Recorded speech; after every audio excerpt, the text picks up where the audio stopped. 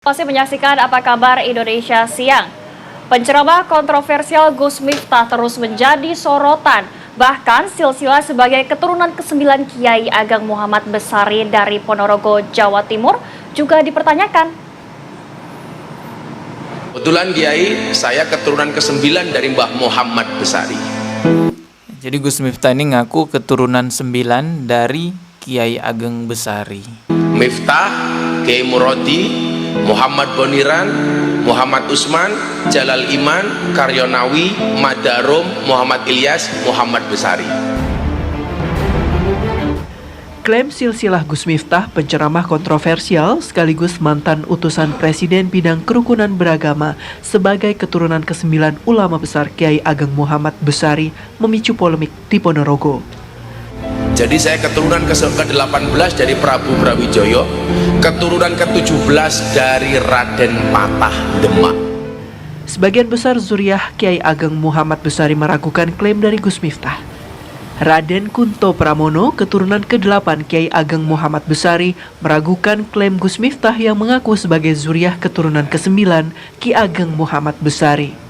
Raden Kunto memaparkan silsilah 8 generasi yang dapat dijelaskan secara jelas dan runut. Jadi Bapak Raden Kunto ini adalah orang yang saya lihat pertama kali bicara di media bahwa Gus Miftah itu tidak tercatat silsilahnya di keluarga Kiai Ageng Besari, teman-teman. Jadi harusnya Pak Raden Kunto ini bersaudara dong dengan Gus Miftah ya, karena Pak Raden Kunto ini keturunan yang 8, sedangkan Gus Miftah ngakunya keturunan yang ke-9, tapi ternyata silsilahnya tidak ditemukan dalam catatan nasabnya. Raden Kunto Pramono, keturunan ke-8 Kiai Ageng Muhammad Besari, meragukan klaim Gus Miftah yang mengaku sebagai zuriah keturunan ke-9 Ki Ageng Muhammad Besari. Raden Kunto memaparkan silsilah 8 generasi yang dapat dijelaskan secara jelas dan runut, mulai dari Kiai Ageng Muhammad Besari, Kiai Ageng Muhammad Ilyas, Kiai Kanjeng Bagus Hasan Besari, Kiai Kasan Anom I, Kiai Kasan Anom II, Eyang Gatut Muhammad Ismail, Raden Hartawan Cokrodisiswoyo, dan Raden Kunto Pramono. Terakhir di Raden Kunto Pramono. Setelah itu keturunan ke-9-nya yang Gus Miftah itu kan ngakunya, tapi ternyata tidak ada di catatan nasabnya. Raden Kunto menegaskan siapapun yang mengaku sebagai keturunan Kiai Ageng Muhammad Besari harus dapat menunjukkan bukti konkret. Betul. Sebagai contoh, pahlawan nasional Hos Cokro Aminoto dikonfirmasi sebagai bagian dari keluarga besar Tegal Sari berdasarkan silsilah yang valid. Meski Gus Miftah pernah mengisi acara haul di Tegal Sari, Kunto menegaskan bahwa pencarian di silsilah Kiai Ageng Muhammad Ilyas tidak menemukan hubungan nasab yang dimaksud. Sementara itu, pihak keluarga keturunan dari Kiai Ageng Muhammad Besari membenarkan jika orang tua Gus Miftah dulunya merupakan warga Bantengan, Desa Mojorejo, Kecamatan Jetis Ponorogo. Namun setelah mondok di Kediri, orang tua Gus Miftah bertransmigrasi ke Lampung. Jadi memang bapaknya Gus Miftah itu memang pernah tinggal di sana, tapi bukan keturunan orang sana gitu ya, dan lalu pindah ke Lampung katanya. Nama Gus Miftah itu terdaftar mboten itu? Itu tidak ada dalam silsilah, itu maksudnya tidak ada lah. Maksud saya itu juga saya itu mengharapkan itu memang itu kalau memang dari Kiai Ageng Muhammad Ilyas ya, betul lagi Kiai Ageng Muhammad Besari itu dari istri keberapa itu, nah itu nanti akan ketemu gitu, seperti itu. Setelah saya cek yang mungkin yang namanya ini, nah ini itu kok nggak ada lah, itulah saya masih merasa ada keraguan lah di situlah.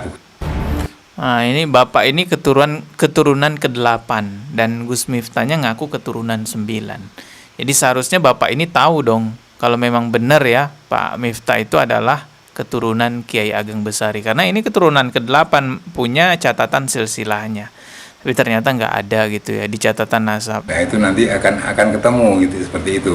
Setelah saya cek yang mungkin yang namanya ini, nah ini itu kok nggak ada. Nah itulah saya masih merasa ada keraguan lah di situlah.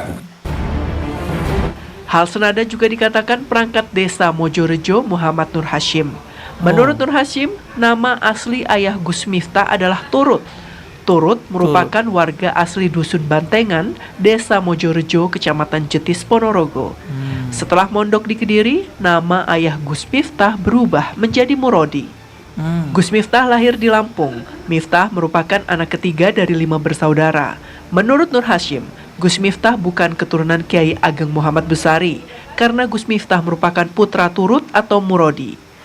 Nah, ini juga sudah ada keterangannya dari perangkat desa. Ya berarti valid dong, nggak mungkin lah perangkat desa mau memalsukan atau bagaimana. Ini Desa Mojorejo, Kecamatan Jetis.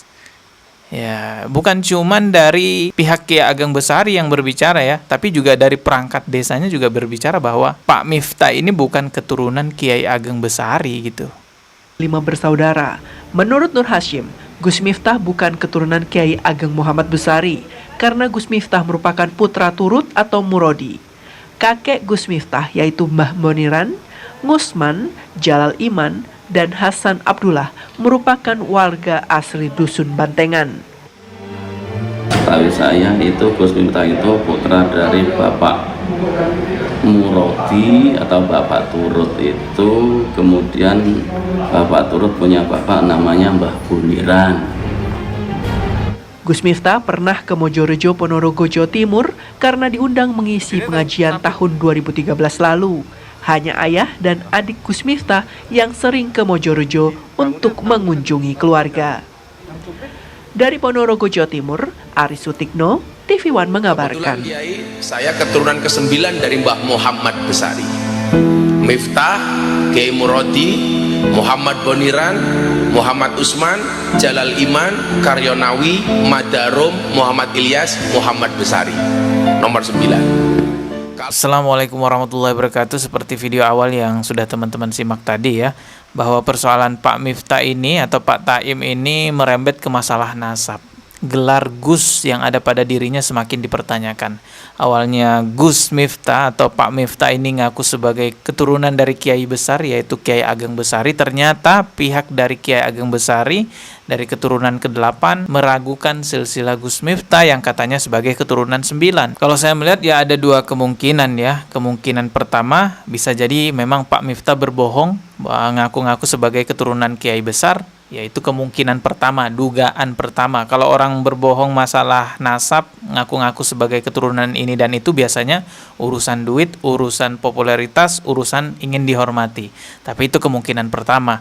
Kemungkinan kedua, bisa jadi Pak Miftah ini tidak tahu bahwa dirinya bukan keturunan Kiai Ageng Besari. Bisa jadi memang Pak Miftahnya yang keliru. Tidak ada maksud untuk berbohong, cuman keliru nih mencatat nasab. Maka ini sebenarnya perlu sekali klarifikasi langsung dari Gus Miftahnya atau dari Pak Taimnya. Dari mana Pak Taim tahu bahwa dirinya sebagai keturunan Kiai besar yaitu Kiai Ageng Besari itu? Kalau dalam agama Islam jelas ya, Rasulullah Shallallahu Alaihi Wasallam sangat melarang keras seseorang berdusta atas nasabnya, ngaku-ngaku sebagai keturunan ini, keturunan itu sangat terlarang. Bahkan bisa saja dijatuhi hukuman dosa kufur. Coba kita lihat nih penjelasan dari Ustadz Khalid Basalamah ya. Tidaklah seseorang lelaki pun atau seseorang yang mengaku bapak kepada orang yang bukan bapaknya atau menisbatkan diri kepada selain bapaknya padahal dia tahu kecuali dia kafir. Yang kita garis bawahi dulu makna kekufurannya. Di sini bisa mewakili 2 makna kafir. Makna kafir yang kharij anil millah, keluar dari agama Islam secara mutlak kalau dia menganggap itu halal. Mirip kalau orang berzina, zina itu bisa pada tingkat orang kufur dan bisa tingkat masuk dosa besar saja. Kufur kapan? Kalau dia halalkan zina. Kamu gak boleh zina dong. Gak apa-apa. Kalau saya mau gimana? Halal kok. Nah, dia menghalalkan apa yang Allah haramkan. Di sini dia kufur. Tetapi kalau dia melakukannya dalam kondisi dia yakin itu dosa, cuma dia lalai, maka itu dosa besar. Jadi kita bisa bandingkan di situ ya. Di sini makna kufurnya, kalau dia menganggap kehalalan bolehnya penisbatan nama kepada selain ayahnya dan dia tahu itu, dia sengaja, maka itu jadi kufur yang sebenarnya. Ya, jadi kalau orang dengan sengaja nih jelas-jelas memalsukan nasabnya, padahal dia tahu itu berdosa, tapi dia melakukan itu, menghalalkan itu, maka bisa dijatuhi sebagai dosa kekufuran. Ya, terlepas dari motifnya apapun itu ya, mau popularitas, uang biar dihormati, tapi kalau dia sengaja nih memalsukan nasabnya, maka bisa dijatuhi dosa kufur. Tapi kalau ada orang yang memang ya keliru mencatat nasab, tidak sengaja silsilahnya ini tercatat kepada nasab orang lain, ya kalau seperti itu insya Allah tidak sampai pada dosa kekufuran. Jadi tinggal lihat motifnya Pak Miftah, ngaku-ngaku sebagai keturunan kiai besar, yaitu Kiai Ageng Besari.